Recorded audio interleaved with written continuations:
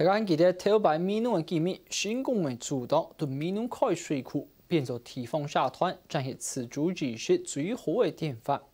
例如地方社团啦，公婆们强下推动的国家自然公园计划，撒入水库开发条例的研究，也是讲违反了闽南人的新主派。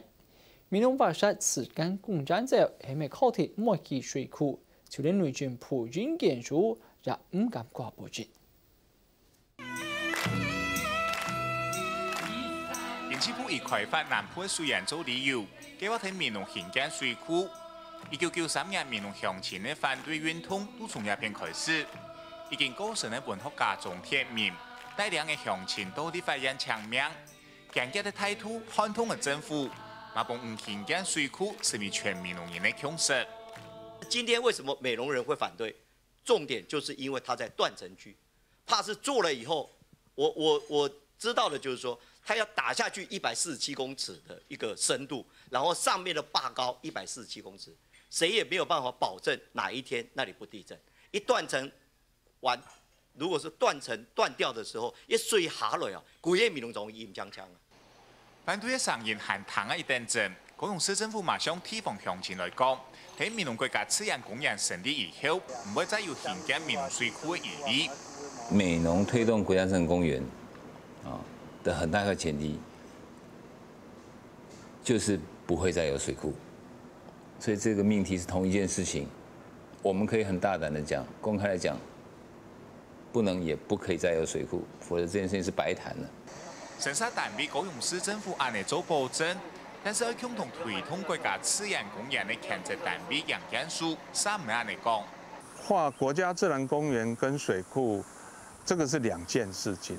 假设了哈，说划为国家自然公园，然后水库，我不敢讲，因为水库如果就完全不盖，事实上现在是不盖的了哈，应该是我觉得是两回事了。闽南居民的受理唔係冇人言呢。蔡天沙屯就指出，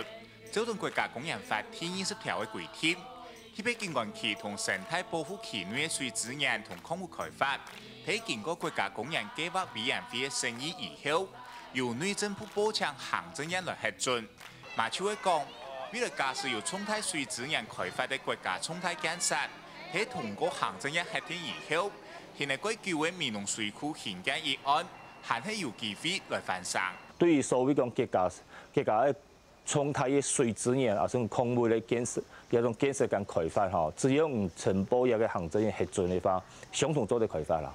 所以睇下這邊其實睇法條就都清楚。好，就算白天嘅國家自然公園嘅話，其實對於國家嘅興建水庫一件事情來講，還是相同做得啦。雖然闽南國家自然公園限前來挖沙，但是高雄市政府同楊建樹對水庫興建嘅無響樣嘅講法，幫闽南人感覺佢受理。喺闽南人反水庫掌權20年以後，國家公園法中嘅生態水資源開發嘅法條，再被查到為闽南人最敏感嘅神經。馬幫水庫興建成為一場腳踏腳走嘅噩夢。客家新聞真分子公報圖。